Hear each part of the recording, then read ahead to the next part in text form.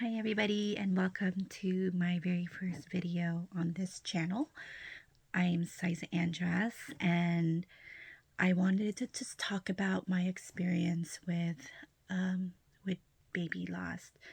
I guess I'll probably just ramble on this video with really no direction, but I'll try to keep it consistent. Starting from the very beginning to having more of a timeline. Basically, January of 2021, my husband and I found out that we were expecting our third baby. And, the pregnancy went very well. I know, it's what you would call like a boring pregnancy because nothing really happened. It was just, everything was great. Heartbeat was great. The baby was measuring great. I found out pretty early on, around our 12 weeks, what we were having, and we were having a baby girl, another baby girl. I currently have two girls right now, and so having a third girl, we were pretty shocked. We're like, wow, another girl. And then the 21 anatomy scan went great. No problems there. Baby was growing. So overall, it was a great pregnancy throughout. Fast forward to, labor. I went into labor on like Friday. It was October 1st. Actually, let me backtrack a little bit. So the Monday before I went into labor, I had my last OB visit, and everything was normal. Baby's heartbeat was great. Baby was moving around a lot. I had a posterior cervix, and I was about 2 centimeters dilated. So the OB figured we might, I might not go into labor until later on, since I wasn't really having any signs of labor. But it could change, given that I have, 2 children already, it might go fast. So Friday, October 1st, I went into labor very early in the morning. I woke up with a really bad tummy ache, like feeling that I needed to go number 2. That's how I felt with my last pregnancy. I needed to use the bathroom, but nothing was happening. So they're like, oh, I don't think I have to go. I think I'm actually in the early stages of labor. But it started to progress. The labor pain started to progress a little bit more. So I had called, I think around 7:30 in the morning, I had called the labor and delivery department, telling them how far apart my contractions were. They were pretty close. They were like 2 minutes apart, 2-3 minutes apart, and they were intensifying. And so I waited for my husband to get home because I had asked them to drop off the kids, my daughter, to school because I wasn't gonna be able to because I was having some contractions. And so when he got home, I was like, let's go. I called the doctor and they said to come in and they'll check me. Luckily, the hospital that I was in and that I was about to deliver in was literally like 10 minutes away.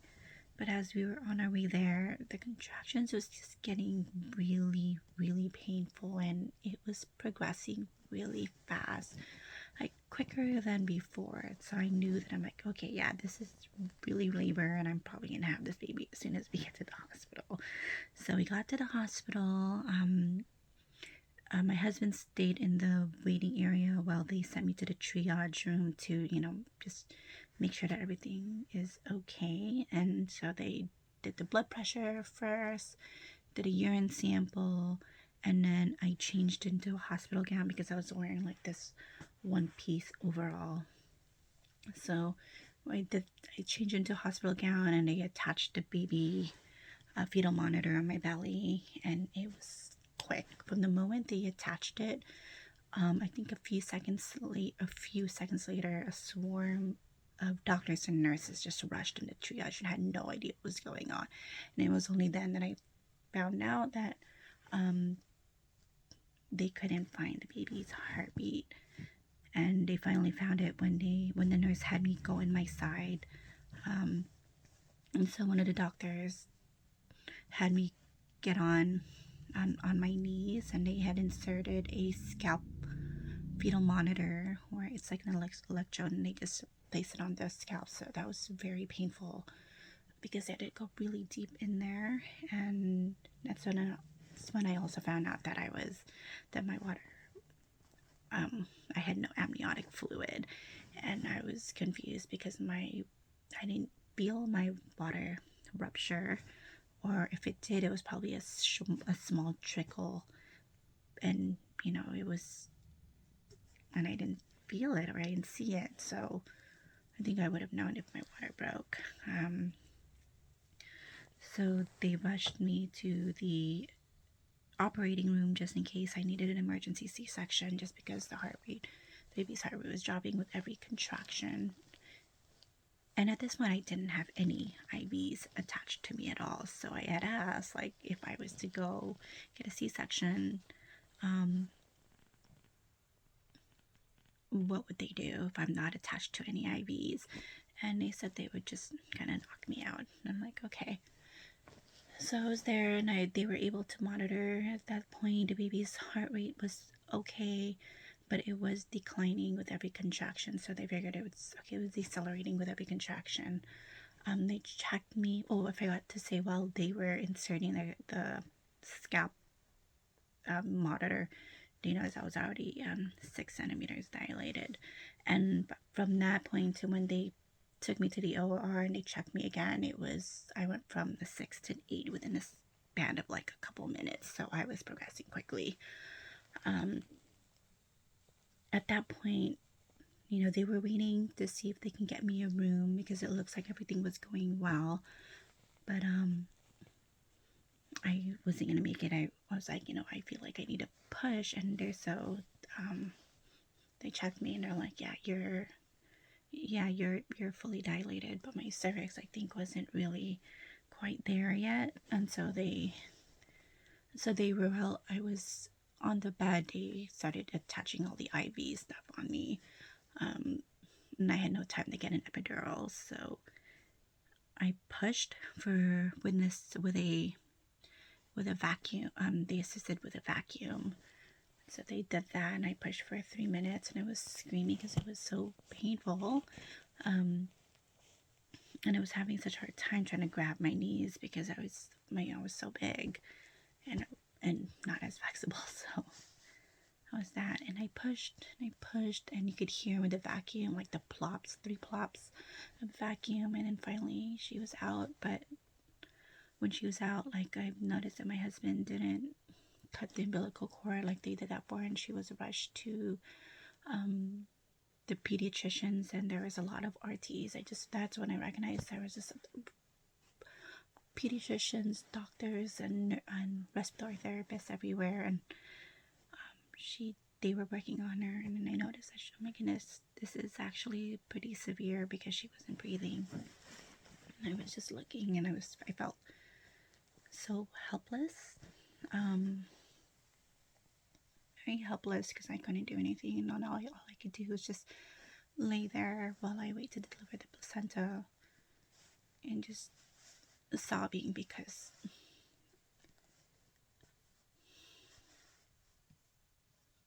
it was just very scary and traumatic, just watching your daughter's lifeless body being worked on.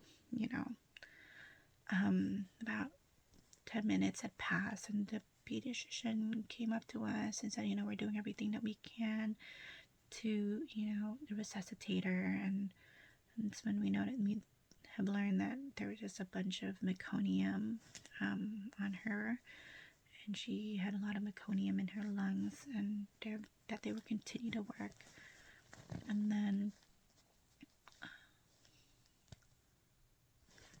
then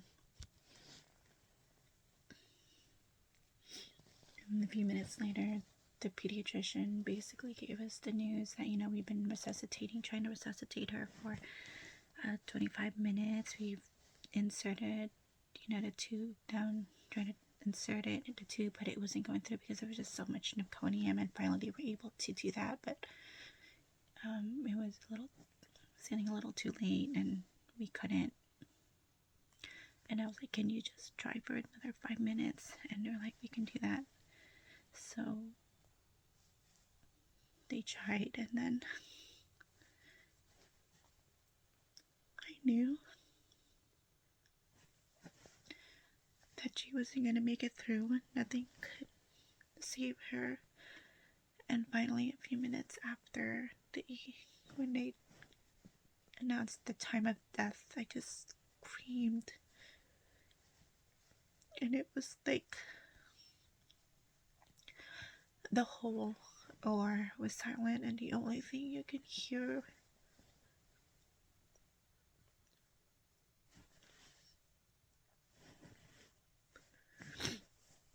are my sobs. And I screamed at the top of my lungs because I couldn't believe it was happening, Like, we came in expecting to deliver a live baby. We weren't expecting to deliver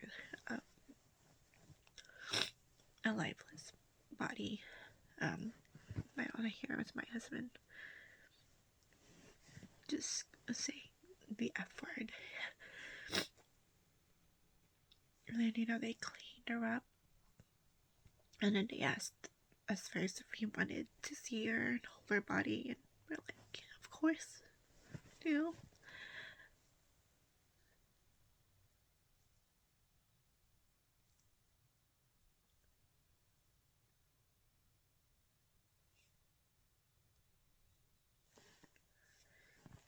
So we held her for a while. I was still laying down because I was waiting to deliver the placenta, and all I could just see is her. Like, she just looked like she was sleeping.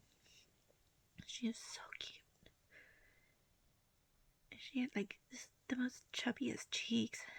And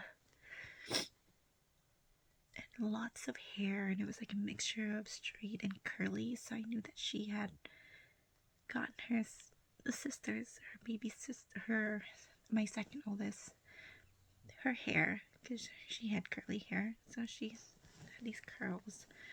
She was so chubby. She looked so normal. Like, nothing is wrong with her. Like, she was just sleeping. My husband held her, and I was just crying uncontrollably because I was just trying to process everything that was going on, because it was just a complete shock, And then after that, they went and weighed her. She was 21 inches long. She weighed a little over 7 pounds. So she was like my biggest baby. My oldest was 5 pounds, 6 ounces, and then my second was 6 pounds. So this one, maybe third child, was 7 pounds, a little over 7 pounds. At that point, I was, and then I was holding her, and I was just telling her to just please wake up. And I was hoping that if I held her body close to mine, her nose, she could feel my heartbeat and my warmth, and that would wake her up, like magically wake her up. And I was hoping, as a mother, like,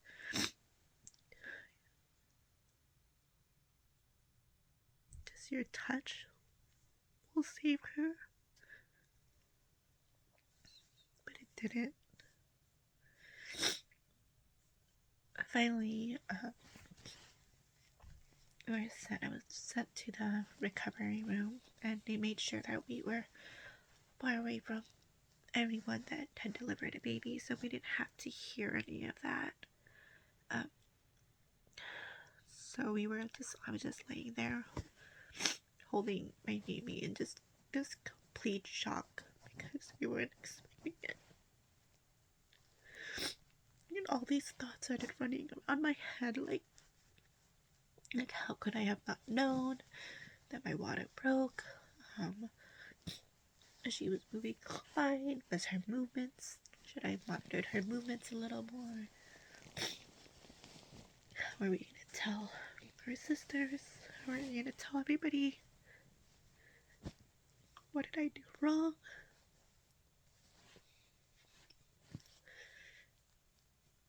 Wishing that I had died instead of her. You know.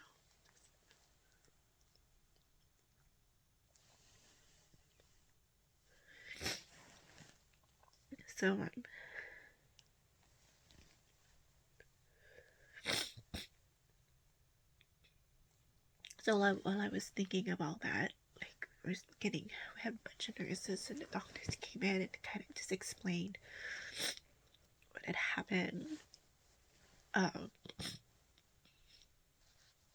You know, and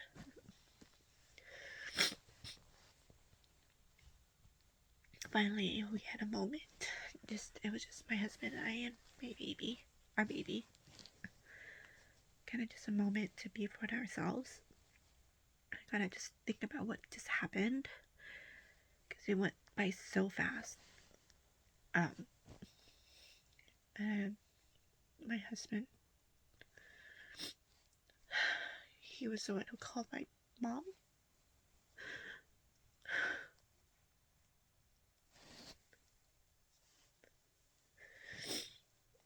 And we told her, like, do not tell the kids. We wanted to tell them ourselves. And he called his parents.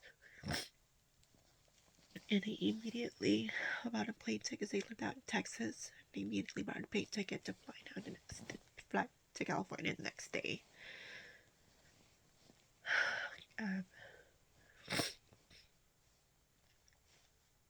My parents came as soon as my dad got home from work. They came. We weren't allowed to have visitors, but they made an exception for us just because of the situation.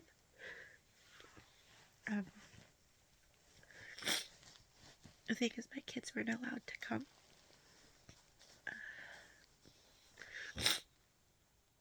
But they made an exception, so they allowed them to come the next day.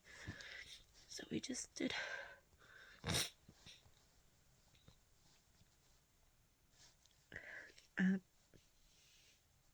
Yeah, so the next day,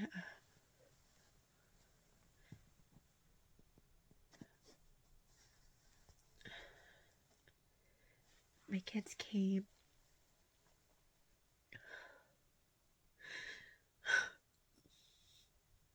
My oldest daughter, she was like 11, so she knew exactly. But it just tore her apart.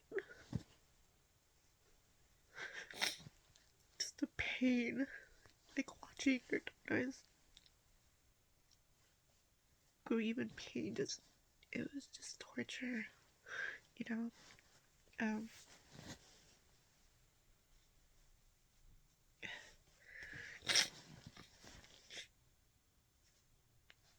So yeah, they were able to hold her, and then we took a family picture of just us, you know, and I was like, oh my god, this will be our only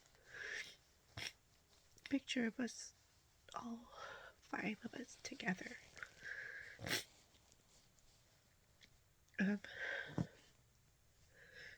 Everything was just a blur, and then people kept, the grief counselor came, social worker came,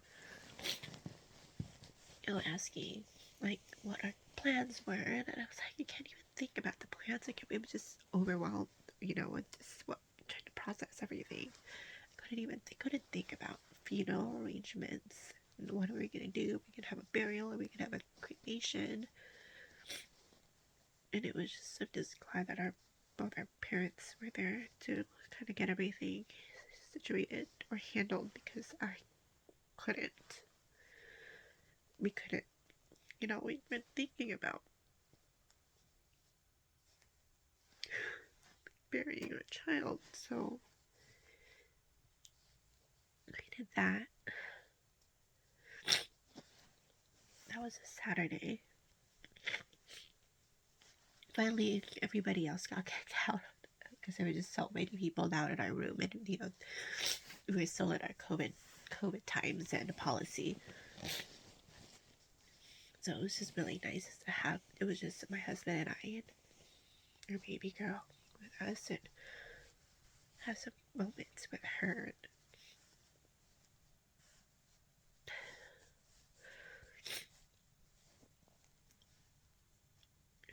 I was just able to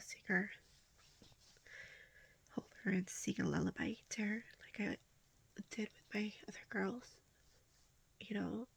Stroke her face, try to memorize or remember the outline of her face, her little cute button nose, her little ears.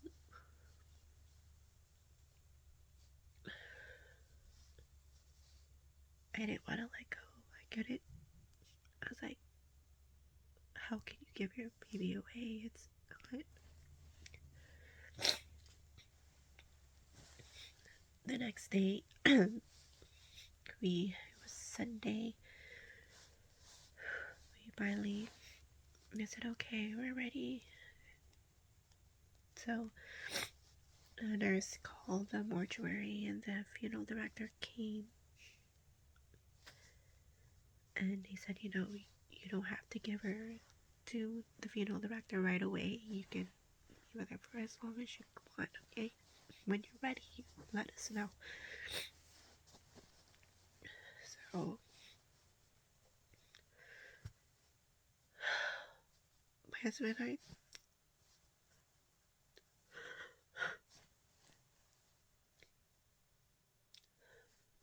just talked to her,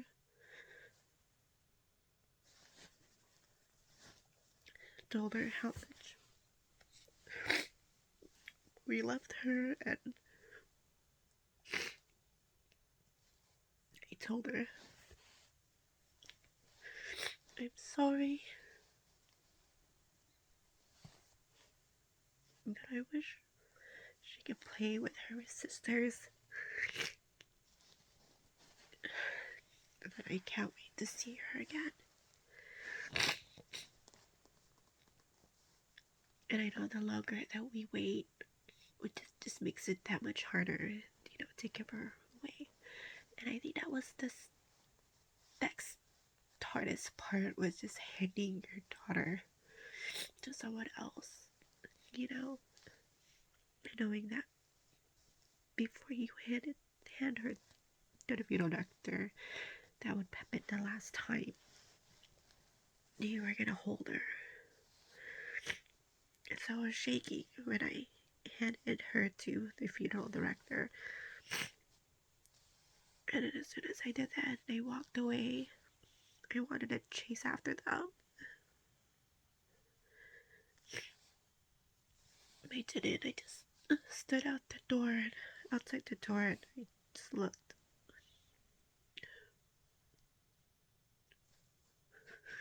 And I just broke down even more.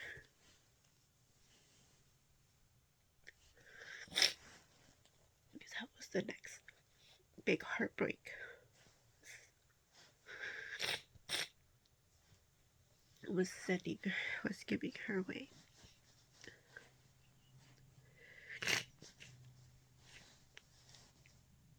And that we left.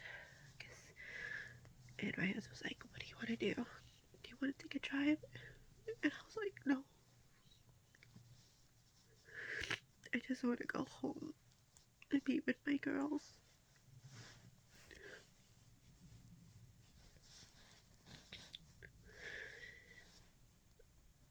So I got home, and the first thing I did was I saw my second born. I just went up to her and I hugged her, and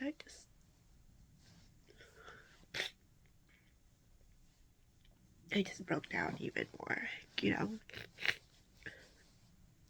So I did that.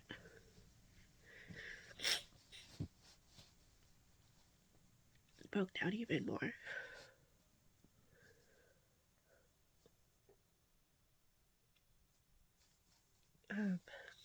My husband's parents came over. We all had dinner. My brother came over with his fiance. Came over. So I was just numb. It was so numb. My face was swollen. All the tears, from crying nonstop. The next day, I remember, because I remember taking a biochemistry exam. And my husband's like, you don't have to take this, just, why don't you just email your professor and let her know, like, you can't. And I'm like, I'm just gonna do it. So I did it, and then I emailed her to let her know that I'm gonna miss the next few classes just because of what had happened. And then we went to the funeral home to make the arrangements, for the funeral. And we decided that we were going to have a cremation. And just being there, it's like the worst shopping experience. Like, you do not want ever to have to go through. And when they showed us the baby coffin for the viewing, I was just like, oh my god. This is just ridiculous. I couldn't. But we made sure we got a nice coffin for her.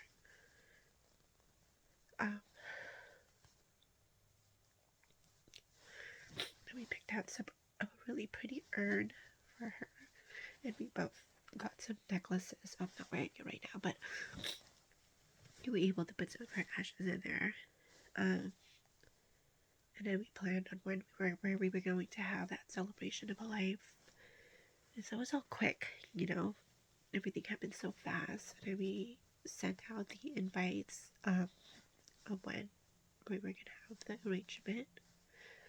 When we were gonna have the funeral.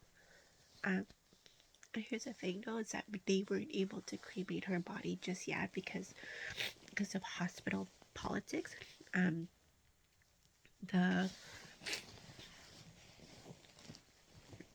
administration didn't want to sign off the documents because they didn't want to give her a birth certificate, even though she was born with breathing. She had a pulse, but she just didn't breathe, but she still had some pulse. She was trying to breathe, but they didn't want to give her a birth certificate. And the doctors and the nurses that was there in the delivery were fighting. They were fighting to get that. So they were like, we can't. The funeral director, because the funeral director was just amazing, just being our point contact, like letting us know what is going on, keeping us updated. And it was just causing a lot more stress because I'm like, just sign it. Like, come on now. Just sign that freaking form so we can get this over with, because the longer you wait, the harder it is for the parents. And I just want to bring her home. And so that was how we had the funeral. A few days later, we got to spend, my husband and I got to spend about an hour before the funeral started just to be with her and talk to her. She looks so beautiful. She's like a sleeping angel in that coffin. But she changed within just the next few days. Her facial structure changed. But they did such a beautiful job. It was such a beautiful service. Our priest came to to do the blessing, and just and then we had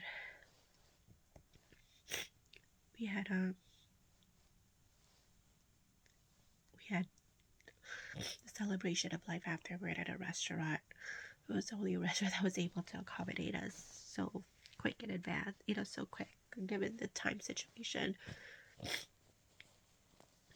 And that was the last time we ever got to see her.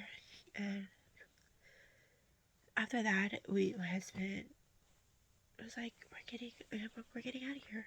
Let's go somewhere.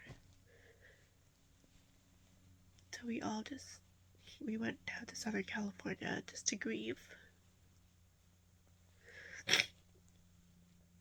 and get our mind off of things.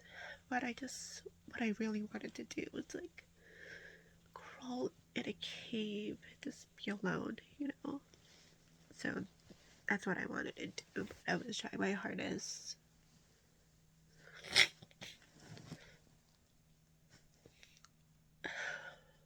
So we were there for about a week. They came back. And I was just... I think I'll make another video about where we are now, in terms of handling our grief. But,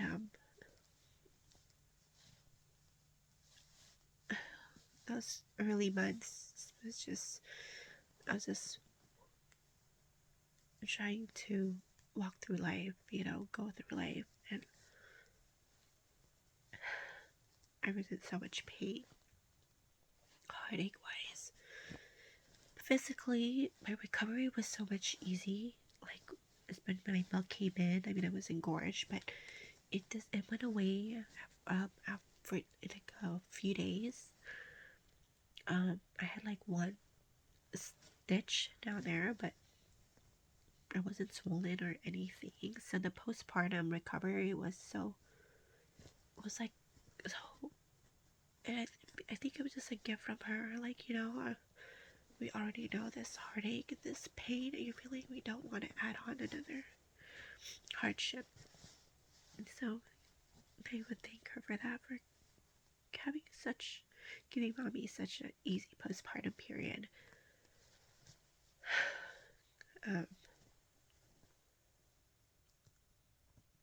Yeah.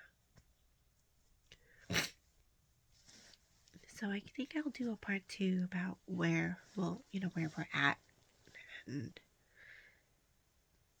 how things are going right now. Thank you so much for listening for this long video, but I hope that, this allows us to connect with others who have gone through what I'm going through or is currently going through what I went through, and the grief that follows and life after death. And I'll post another video of where we are now, 1 year later.